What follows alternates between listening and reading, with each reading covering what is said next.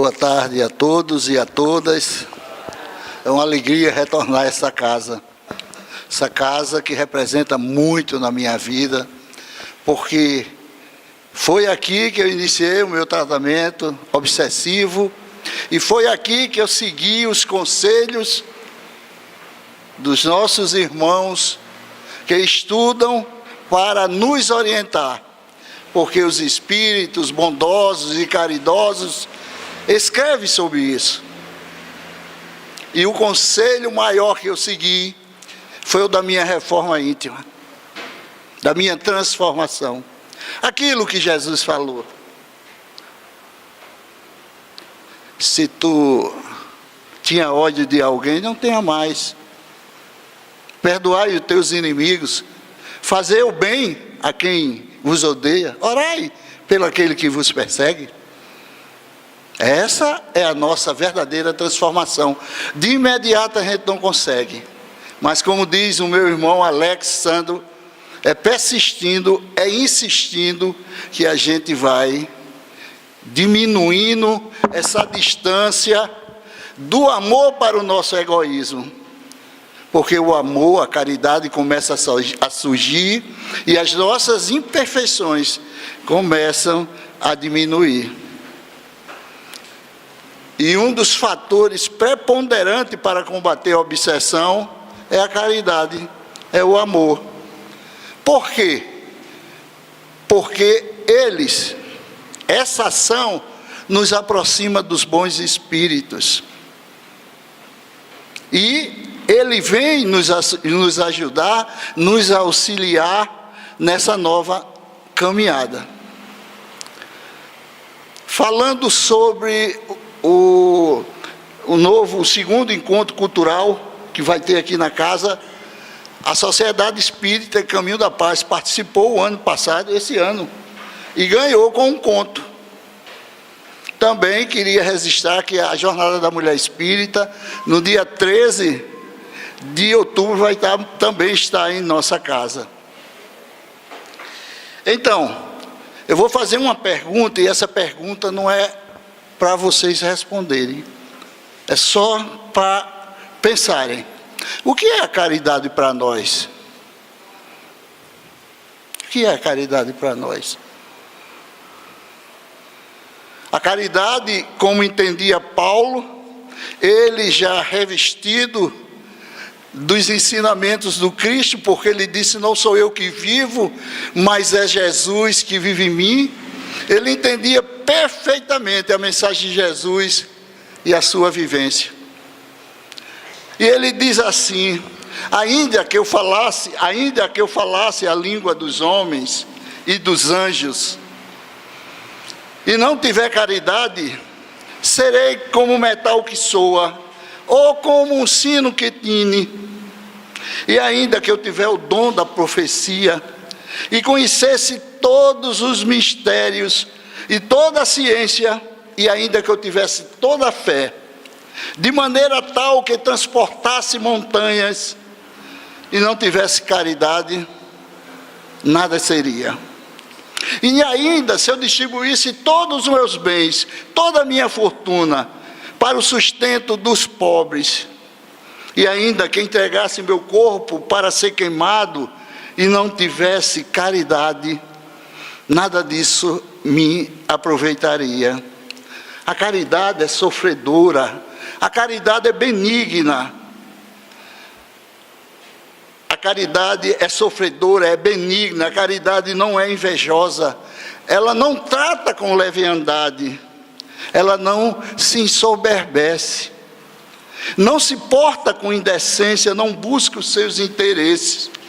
A caridade não se irrita, não suspeita mal, não folga com a injustiça, mas folga com a verdade.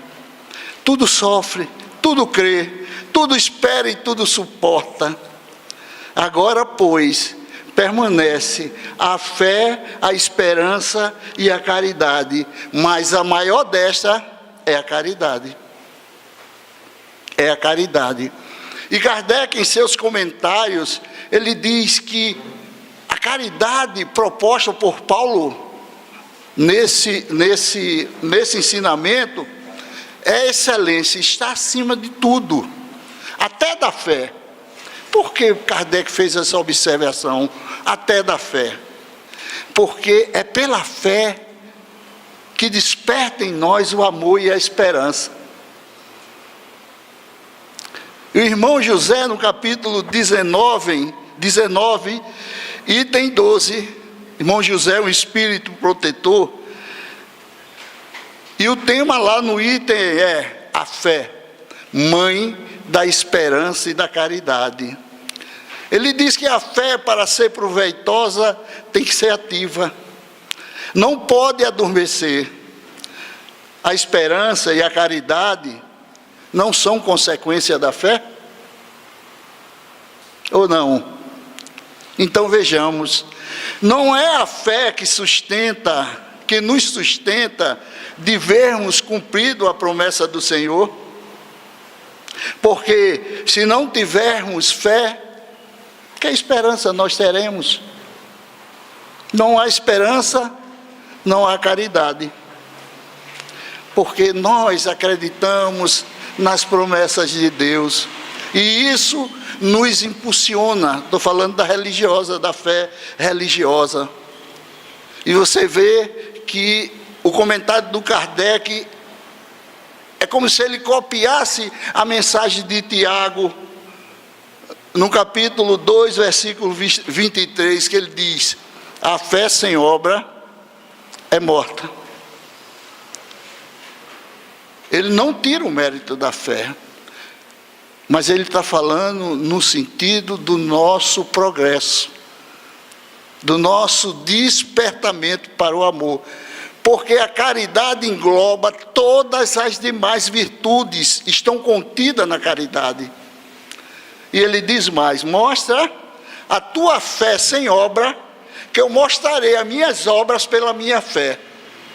Então ele diz que as obras, a caridade que ele faz, é pela fé que ele tem, não é?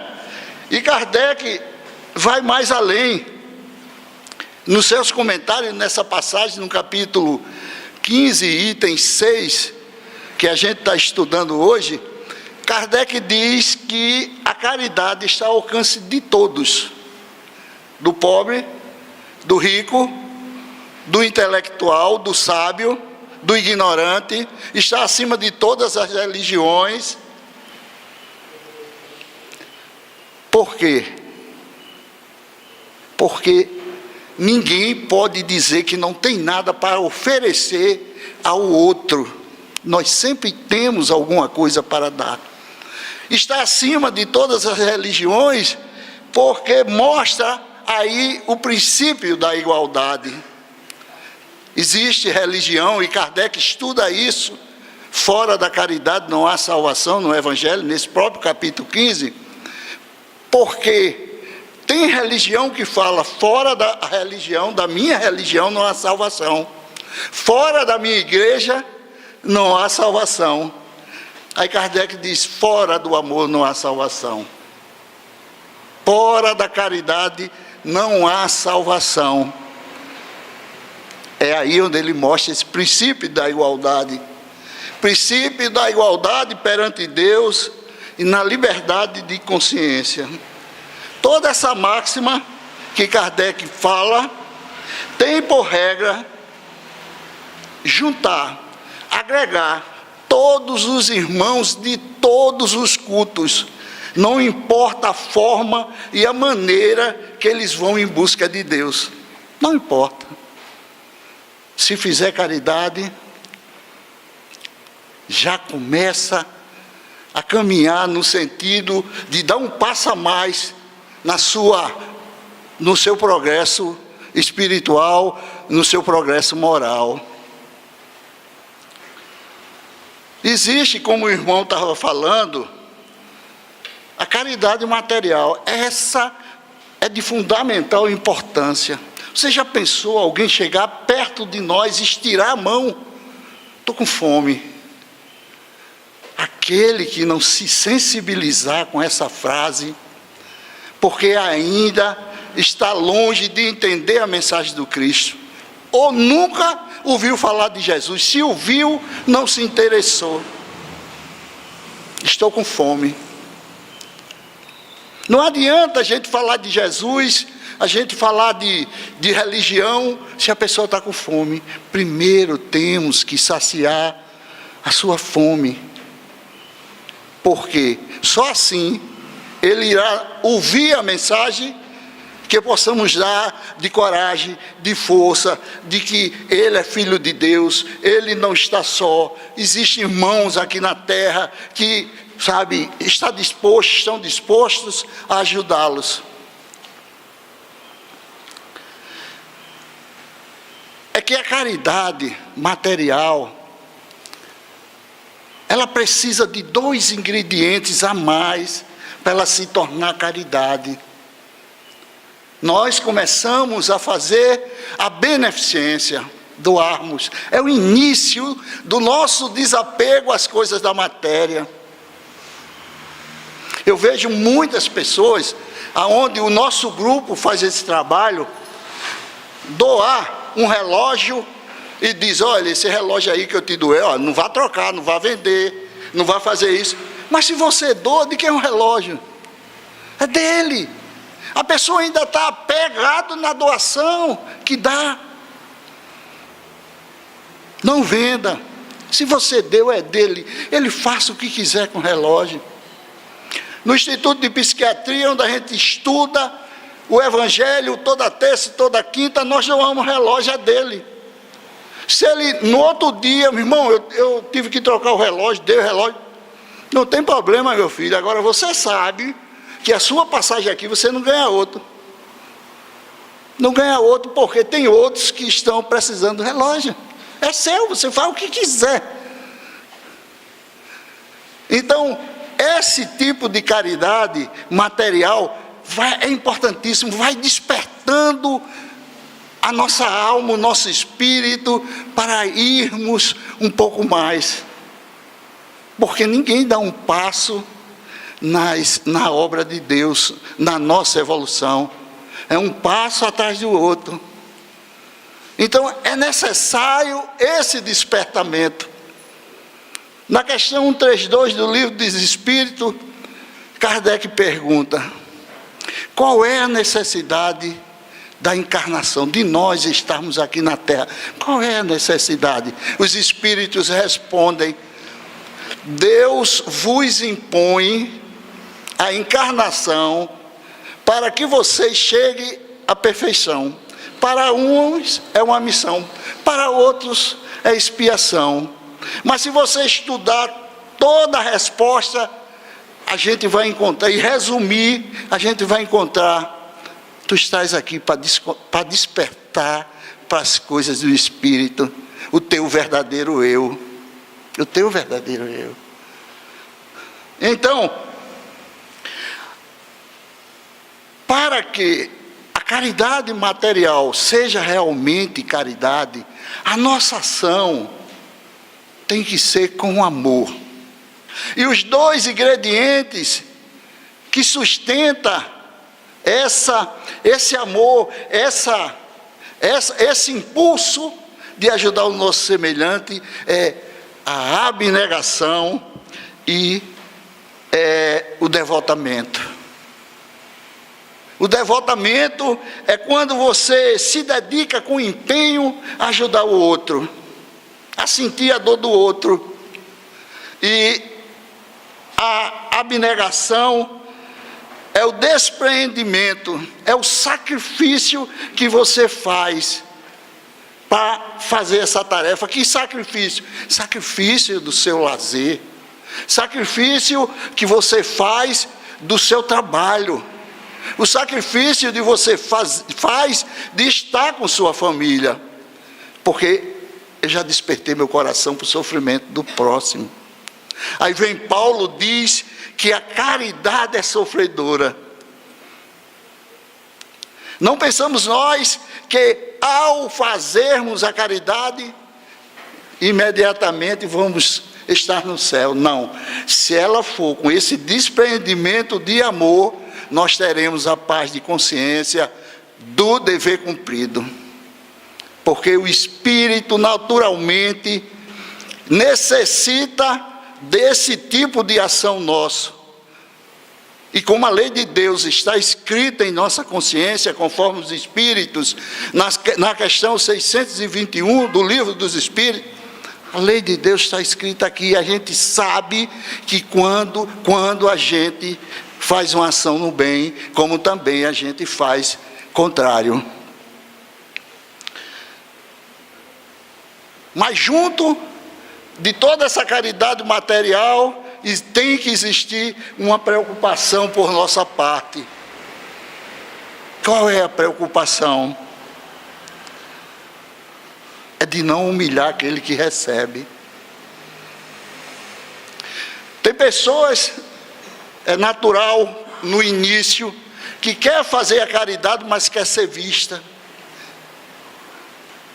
Olha, fulano é bom, está ajudando fulano, está fazendo isso. E quando isso acontece, a gente humilha aquele que recebe. A caridade é cuidadosa, a caridade é respeitosa. Nós fazemos um trabalho, o nosso grupo, com aquelas pessoas que ficam no semáforo, no sinal. O que é que a gente observa ali? Está chegando o verão. Eles passam o dia inteiro ali, câncer de pele, sede, fome.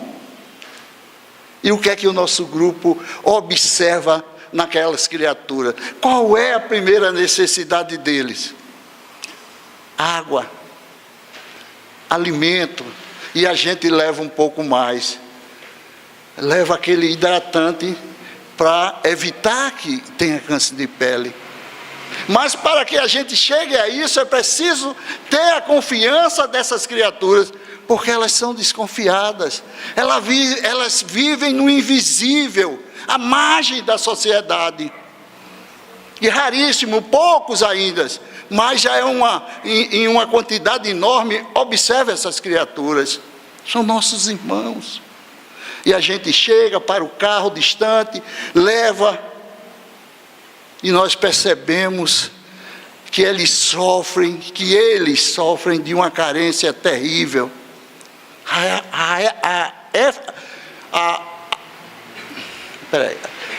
A afetividade. Eu pergunto a ele, nós perguntamos: você aceitaria me dar um abraço? Aquilo para eles parece que é um tesouro, é maior do que qualquer coisa que doamos material. E nós nos interrogamos e falamos com ele: há quanto tempo a senhora ou o senhor não recebe um abraço? Meu filho, para falar a verdade, eu acho que eu nunca recebi. Hoje foi a melhor coisa que eu recebi. Vê que coisa gratificante. Você levou a caridade material, mas deu algo mais. Algo mais. Eles se sentem humanos. Outro dia encontrei uma assistida nossa na feira com 2 abacaxi na mão. Quando ela me viu, ela empalideceu. Chegou perto de mim e disse: olha, esse abacaxi não é meu não, viu? Esse abacaxi eu comprei para a mulher. E era de fato. Por que ela me dá essa satisfação, meu Deus? Ela não tem direito de comer abacaxi? Pela discriminação. Vive pedindo esmola no sinal, para comer abacaxi. E aí, como é que a gente sai dessa? Não é da senhora não? Não, se preocupe não, me dá mais 2. Então esses 2 é da senhora. Um abraço, a gente se vê no outro dia lá. É assim a caridade material, com desprendimento, com amor. Tem um grupo que faz isso. Isso é experiência própria, não é? Então, os espíritos superiores, quando vêm em ajuda dos mais necessitados, eles apagam a sua luz, desligam a sua luz. Que luz é essa? Sua luz do perispírito, que já demonstra um espírito evoluído, que já passou por essas fases que nós estamos passando. Eles desligam a sua luz para não ofuscar, não humilhar aqueles espíritos que ainda sentem ódio, sentem rancor.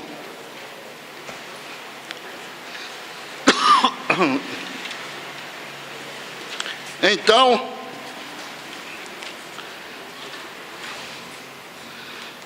a caridade não precisa de identificação, nem do benfeitor, nem do beneficiário.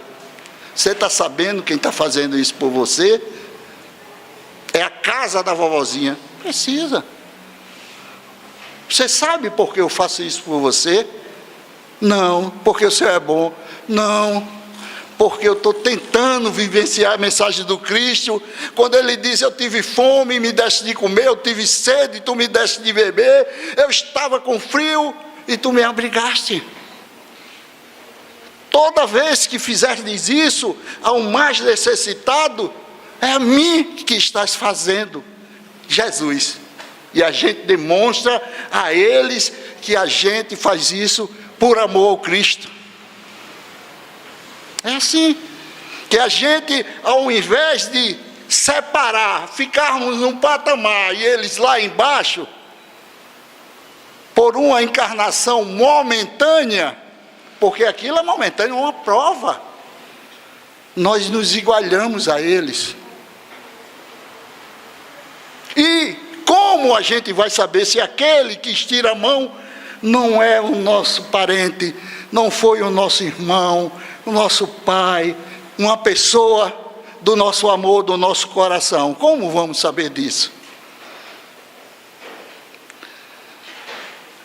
A caridade não busca interesse, diz Paulo. A caridade não busca interesse. Aí vem irmã Rosália, num capítulo que fala sobre a beneficência no Evangelho segundo o Espiritismo, e diz: amemos uns aos outros, façamos aos outros aquilo que a gente gostaria que os outros nos fizessem. Toda religião e toda moral do Cristo está inserido nessa máxima.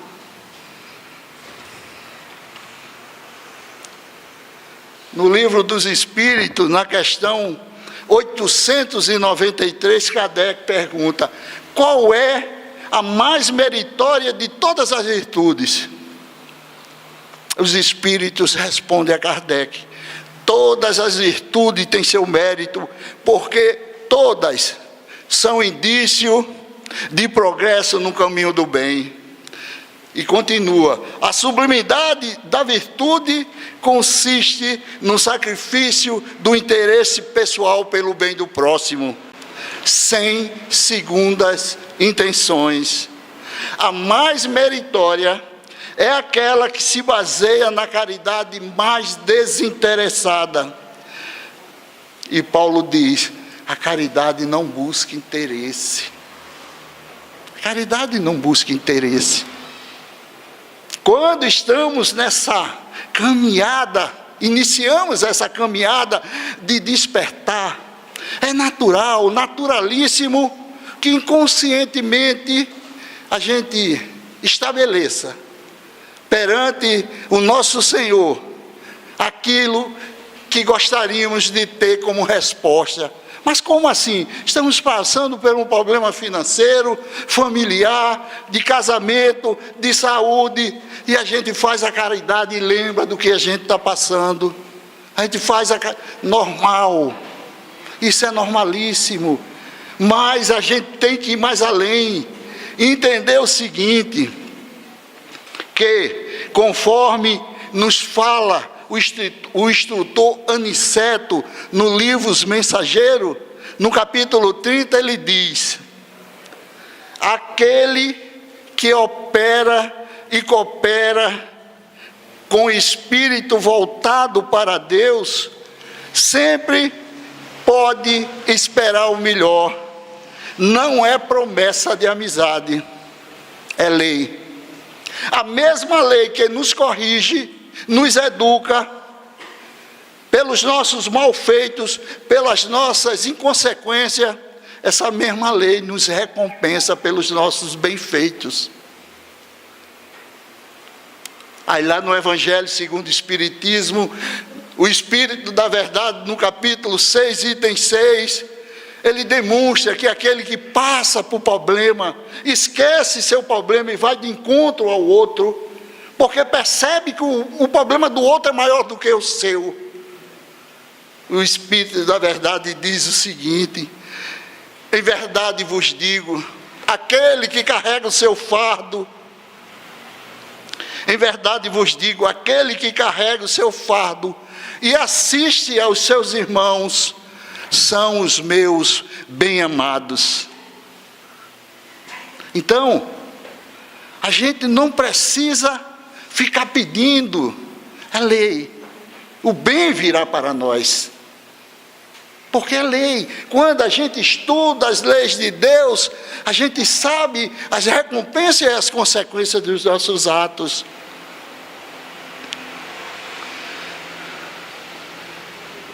Lembremos ainda que a ostentação nesse ato de caridade apaga todos os méritos aos olhos de Deus da nossa ação.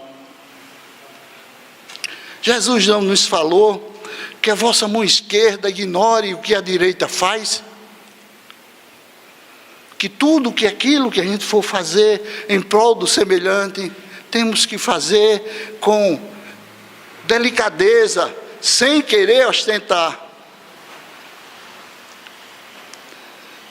A caridade não se ensoberbece, não se envaidece. Paulo de Tarso. Não se ensoberbece. Com isso, ele, Jesus, ensina a não manchar essa caridade pelo orgulho. A caridade não se porta com indecência, com desrespeito. Paulo de Tarso. Uma grande resposta dos espíritos superiores, como todas elas, numa pergunta de Kardec, lá na questão 888A, ele diz que aquele que pede nem sempre é o mais necessitado. O mais necessitado nem sempre é aquele que pede. Eu vou contar uma experiência, assim, aqui muita gente participa da campanha do quilo, e cada um tem uma história para contar.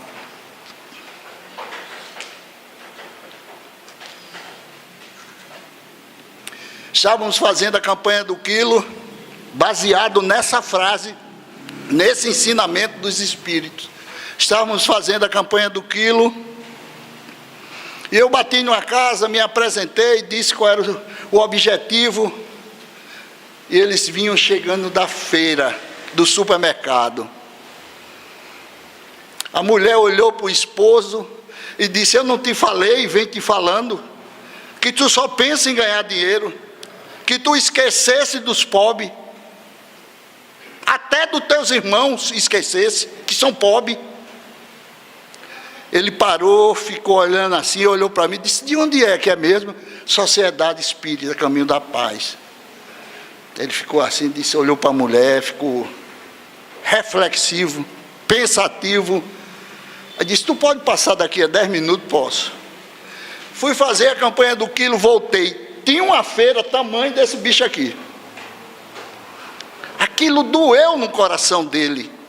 Despertou aquele nosso irmão para a realidade da vida, porque ele vivia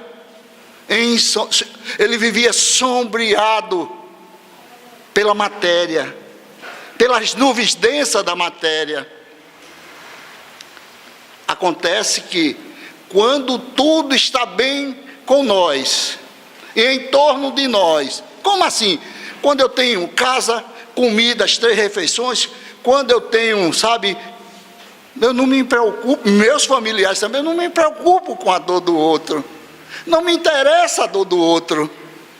Aí é necessário alguém ir lá: sou da Sociedade Espírita Caminho da Paz, vim pedir uma ajuda para os nossos irmãos necessitados aqui da comunidade que nós assistimos.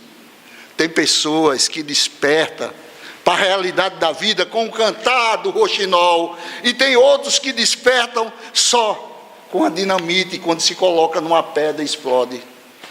Esse só pela dor, e leva tempo.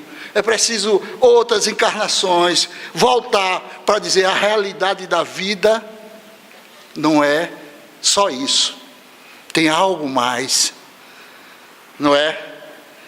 Então Paulo diz aos Efésios, Paulo aos Efésios, capítulo 5, item 6, desperta, ó tu que dormes, levanta-te entre os mortos, que o Cristo te esclarecerá.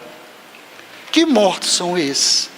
Se Paulo falava para os vivos, escrevendo para o povo de Éfeso, ou Efésio, quem estava dormindo?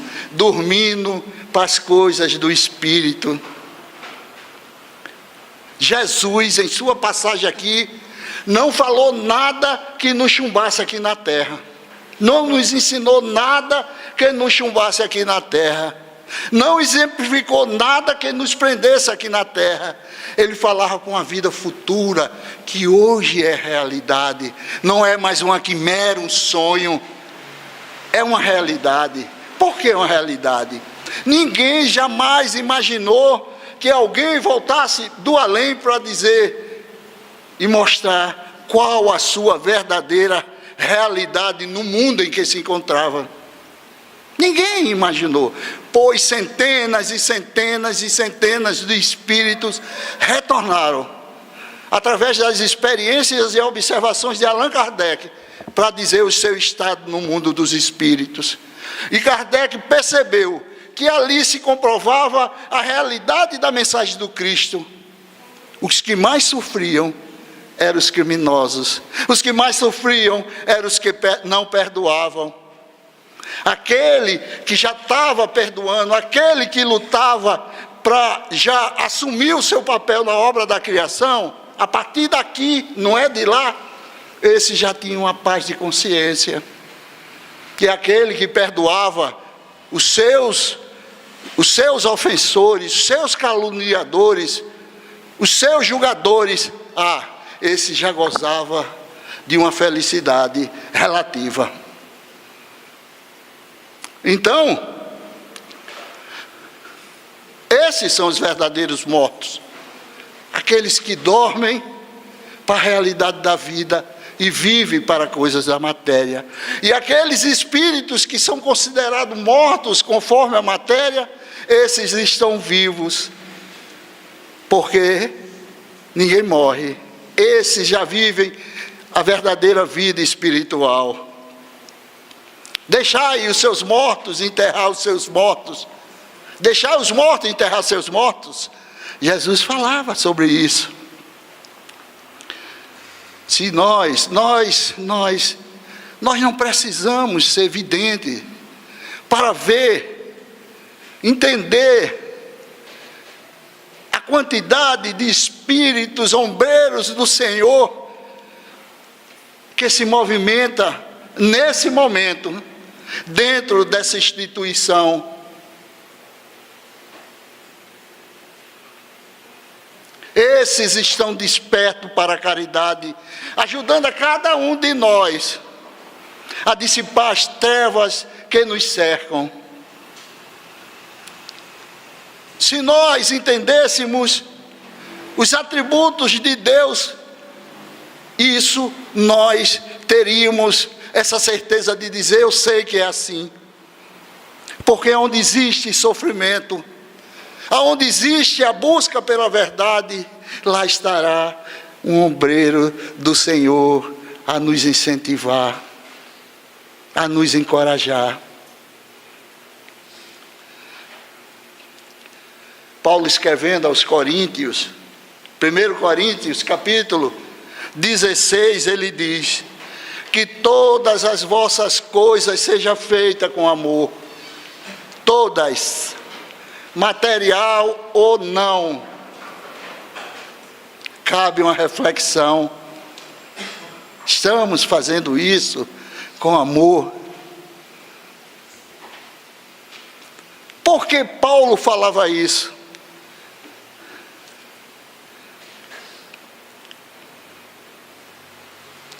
porque ele nos exorta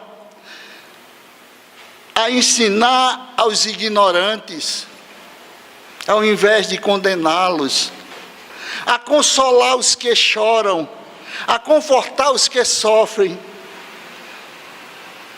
a perdoar os equivocados, a levantar os que caem, a amparar os fracos. Esse é o nosso dever perante Jesus Cristo, o Senhor das nossas vidas. Jesus Cristo, o nosso guia, o nosso mestre, aquele que lutamos diuturnamente para segui-lo. Se não o fazemos como gostaríamos, mas fazemos como podemos, porque ainda somos imperfeitos. E Pedro, em Atos dos Apóstolos, no capítulo 3, Lucas nos conta que Pedro e João, descendo para o templo de Salomão, encontrou na porta daquele templo um aleijado de nascença que todos os dias estava ali a mendigar uma esmolinha. E ele, ao passar, aquele filho de Deus erguendo a sua mão, uma esmolinha, pelo amor de Deus, para o aleijadinho, Pedro parou, voltou-se e disse: olhe para mim. Ele olhou. Logicamente, se tivéssemos no lugar daquela criatura sofredora porque as leis de Deus às vezes nos impõem e a gente sofre por não entender. Mas Deus é infinitamente justo, se sofremos é porque merecemos. Então Pedro olhou para ele e disse, ele esperando uma recompensa, Pedro disse: não tenho prata nem ouro, mas o que eu tenho eu te dou. O que eu tenho eu te dou. Levanta-te e anda. Ele levantou-se e adentrou no templo de Salomão correndo.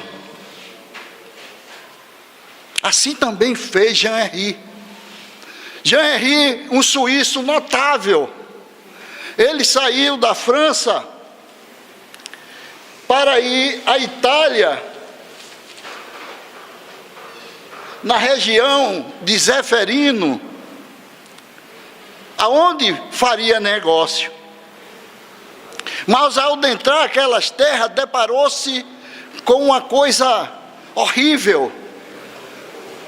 Estava existindo uma guerra entre o exército de Napoleão III contra as tropas austríacas que havia dominado a Lombardia, uma região de diversas cidades da Itália. Milhares, centenas de soldados caídos, civis, pela estrada, pelo campo.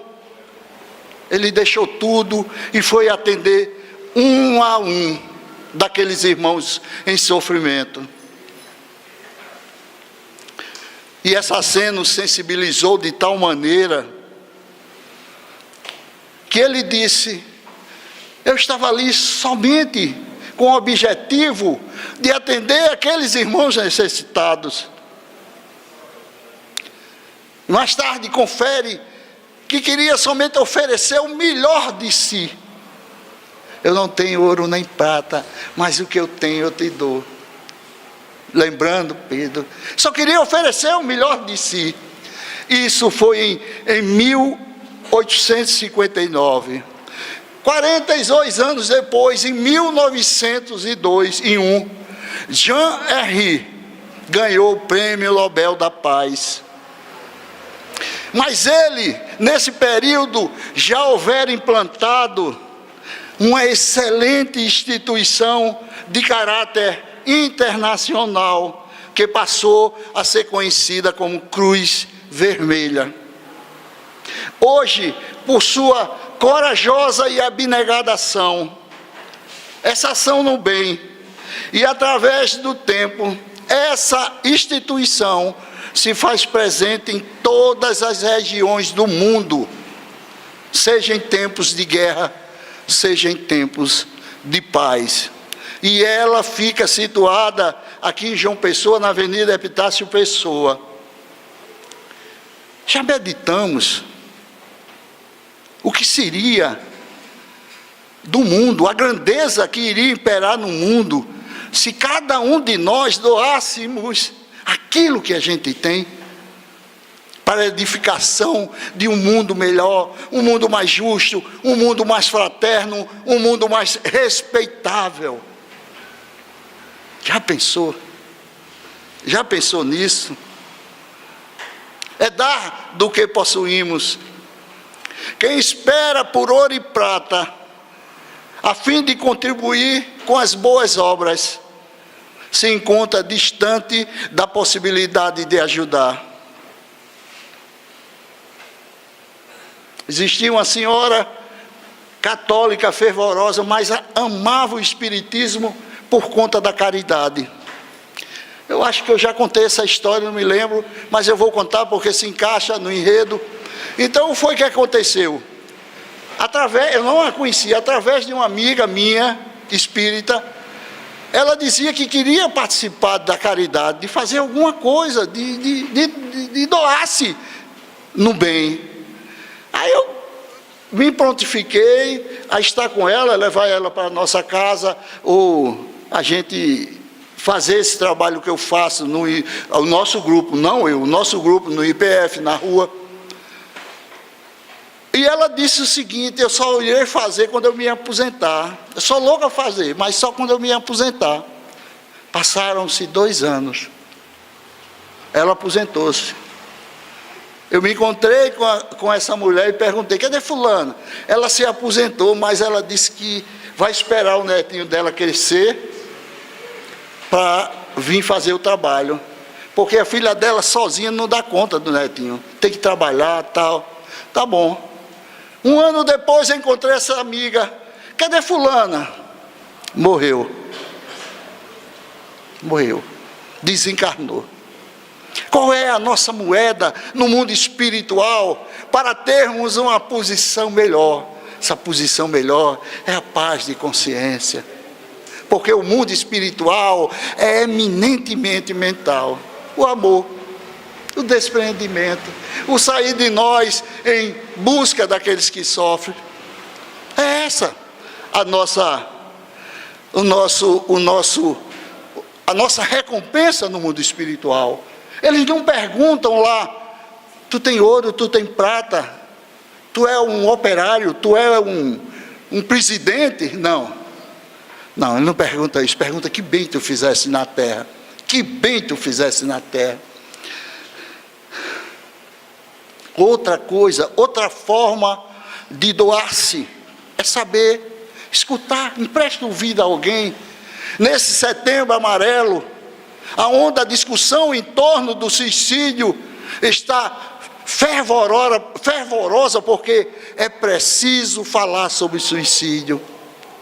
As causas do suicídio têm cura. A depressão, a tristeza, sabe? A ideia fixa de que nada dá certo, só me matando. O suicida não quer morrer, quer amenizar a sua dor. E precisamos falar sobre isso, para que isso se espalhe e as pessoas passem a observar o outro, que ele note que está melancólico, que está passando por um problema de depressão ou outra causa que se resolve. É preciso falar sobre suicídio. É você não ouvir só. Quando você ouve os sons. Eu estou ouvindo o som da moto, eu estou ouvindo o som, mas escutar e ir mais além do som, é você perceber naquelas palavras as emoções, aquilo que está sendo dito e aquilo que não está sendo dito, porque fala nas entrelinhas. Só um observador que sabe escutar se apercebe disso.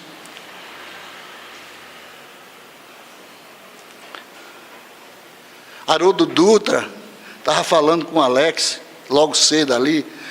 Haroldo Dutra Dias disse uma frase que eu concordo inteiramente, e por isso eu trouxe aqui para vocês.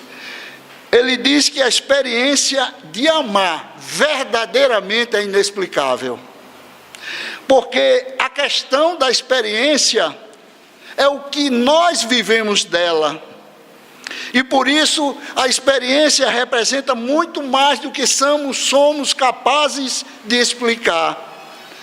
A verdadeira experiência é maior do que as palavras. Quantas vezes passamos por uma experiência e falamos, rapaz, eu não tenho condições nem de explicar pelo que eu passei. A emoção foi tão grande. É a experiência de amar verdadeiramente. E Paulo nos diz, no 2 Coríntios 5,14, que o amor do Cristo nos constrange. Quando temos o santuário do nosso coração aberto para as mensagens do Cristo, e passamos a despertar para as verdadeiras coisas do Espírito, é um desafio para aquele que deseja vivenciar a mensagem de Jesus. Por isso que o amor do Cristo nos constrange. Não há lugar mais dentro de nós para adoração improdutiva, para crença sem obra e para fé inoperante. Renova-se em nós toda a conceituação da existência, porque Jesus, com sua doce voz, exorta-nos, isso é, anima, estimula cada um de nós a servir sem descanso. Por que Paulo diz isso? Relembrando o que falei antes, não sou eu que vivo, mas é o Cristo que vive em mim. De tal forma ele vivenciava a mensagem do Cristo. Tem quantos minutos mais? 2, 3? Hein? 8? Tá. Então, de tal forma ele vivenciava a mensagem do Cristo. Na pergunta 886, todo mundo conhece essa pergunta. Todo mundo conhece. Qual é o sentido da verdadeira caridade? Qual é o verdadeiro sentido da palavra caridade, conforme entendia Jesus? Resposta: benevolência, indulgência e perdão das ofensas. Benevolência para com todos, indulgência para as imperfeições dos outros e perdão das ofensas. Perdoai, Senhor, quantas vezes eu devo perdoar? Pedro perguntou a Paulo. Ele respondeu, é 7 vezes? Jesus disse, não, Pedro, é 70 vezes 7 vezes, mostrando que o perdão não tem limite. E Allan Kardec, no capítulo 12 do Evangelho segundo o Espiritismo, dando um sentido mais amplo ao perdão, capítulo 12, item 3, ele diz o seguinte: se amar o próximo é o início da caridade, amar os inimigos é sua aplicação sublime, porque essa virtude é a maior vitória alcançada contra o orgulho e o egoísmo. Viu aí? Toda vez que amamos, o nosso orgulho e o nosso egoísmo diminui, porque o interesse pessoal, ele fica quase apagado, ou nós apagamos, podemos dizer assim. Então, para encerrar, falta 6 minutos, vamos lembrar daquela passagem simples que Jesus ofereceu aos discípulos, onde exalta a missão sublime da caridade aqui na terra. Essa história é simples e expressiva. É a história do bom samaritano. Ele diz que descia um homem de Jerusalém para Jericó e caiu nas mãos dos salteadores. E esses criminosos despojaram, espancando-o, deixando-o semi-morto. Ocasionalmente, passava por aquele local um sacerdote, que deveria, pela sua posição, ter um coração cheio de amor para com o semelhante, mas ele passou e foi embora. Da mesma forma, passou um levita,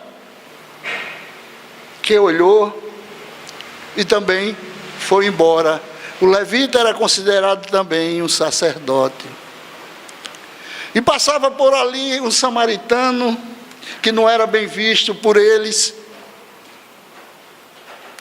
Foi até lá, olhou para aquela criatura, cuidou das suas feridas, colocou em seu cavalo e levou para cuidar dele. Ele doou o que a essa criatura? Doou dinheiro, doou tempo, doou suas emoções. Por quê? Ao fazer isso, ele encheu-se de compaixão, colocou-se no lugar do caído. E se fosse eu que fosse o caído, esse samaritano já tinha um coração desperto para o amor, porque ele vivia as leis de Deus. Jesus situa aquela criatura ferida como um simples homem. Ele não identifica Jesus, o simples homem.